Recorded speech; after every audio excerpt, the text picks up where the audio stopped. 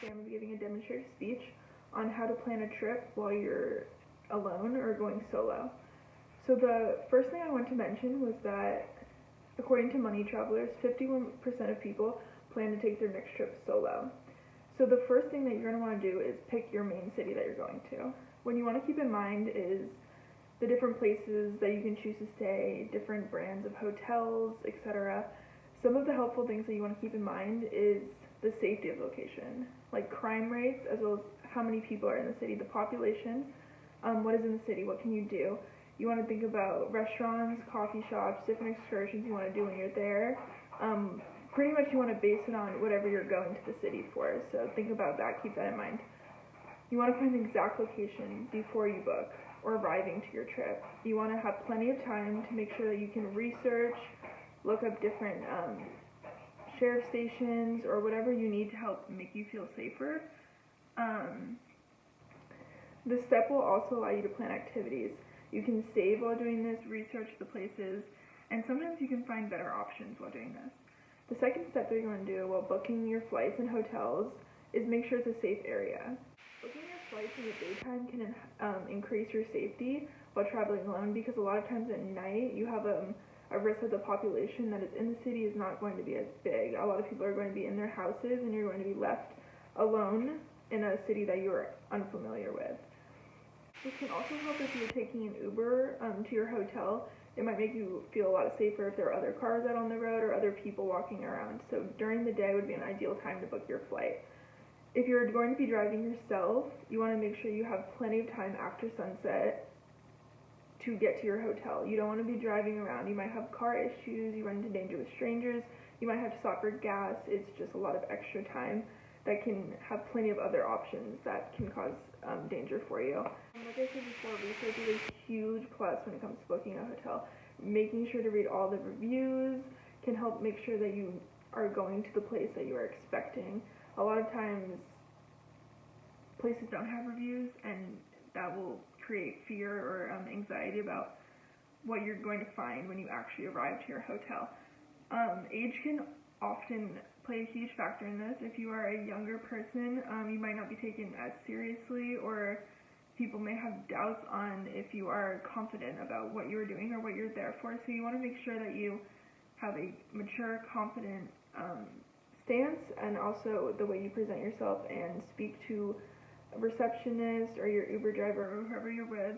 A lot of times when you're arriving at the hotel, it can be a smart idea to make sure before you get out of the car, or if you're walking up to the main lobby, to check your surroundings, make sure that you are not being followed or watched.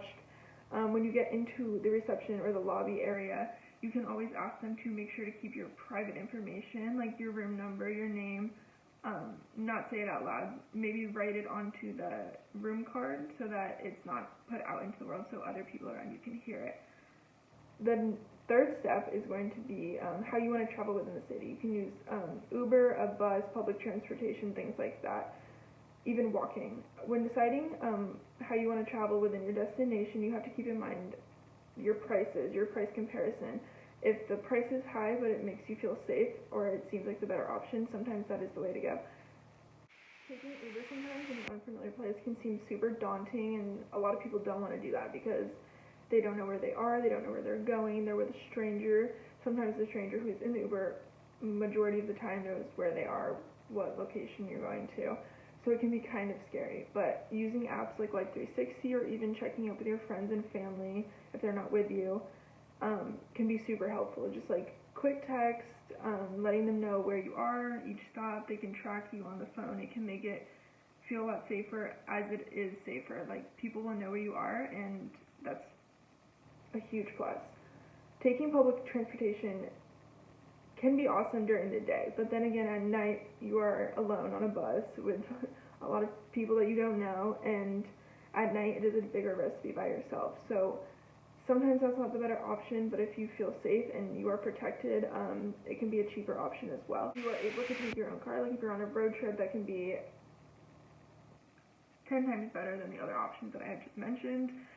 Even a rental car, depending on your price range, age, and the situation. Like if you flew in, you're not going to be able to do that, but having your own car and taking a rental car is a super great way to travel around when you're by yourself, because you were able to leave an issue that you have or whatever. Another thing is identity theft. Identity theft is a huge thing when people are flying solo or traveling solo. You want to make sure that you have all your possessions on you, you're not leaving things behind, your laptops, your wallet, purse. You want to make sure that you have everything. Try and compact it into like one bag so that you have everything together. Either like a cross bag so that it's harder to take off of you, or a backpack. Try not to use like big purses because they're easy to take, easy to leave places. Smaller is good because you can hide it somewhere on your body and it won't be as obvious for people who are trying to take advantage of you or rob you or whatever the situation is. Traveling while solo is a huge part of a lot of people's lives. A lot of people want to go solo. They don't want to be in huge groups or with other people. It's a very relaxing way to travel, but making sure to present yourself in a very confident way and keep your possessions very close to you so that you are not losing things, you are not forgetting things while traveling. It can help a lot, and it can make sure that you are going through your trip safely, and protecting yourself is the number one thing. You want to protect yourself before anything else. If something feels unsafe or not, make sure you are letting people know, friends, family, or even just bystanders, that you are alone traveling and that you feel unsafe. It's always nice to let people know your location, whether you're traveling small distance or a very long distance, because quick updates can ensure your safety, and it can make a huge difference when you're by yourself and you don't have other people to contact, or you're in a situation where you can't speak, or you are in an Uber and you feel uncomfortable. Quick text or, hey, can you watch my location? It really does. But traveling solo is something you should not be afraid of, and I hope that I have affirmed that traveling solo can be a very easy process if you take the extra steps to make sure you are protected and that you are going about it in the most safe possible way. Thank you so much for listening. Okay, so here I have a statistic on identity theft. I brought it up a little bit earlier.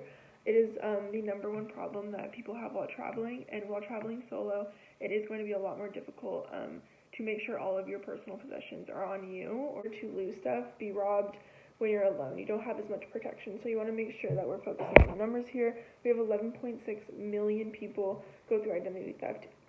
This was in 2011. I couldn't find any current statistics on identity theft, but in 2011, 11.6 million people went through identity theft. We see over here on this side that 12,000 people had their laptops stolen in an airport.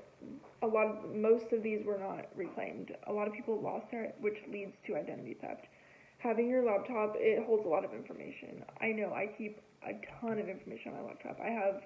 A lot of people have their passwords, their credit cards linked up to this. So a lot of your account information, a lot of your credit card, your personal, all of this can be stored on a laptop. So losing your laptop at an airport and then you're far gone. It's hard to reclaim it after the fact when you're already gone. It's stolen.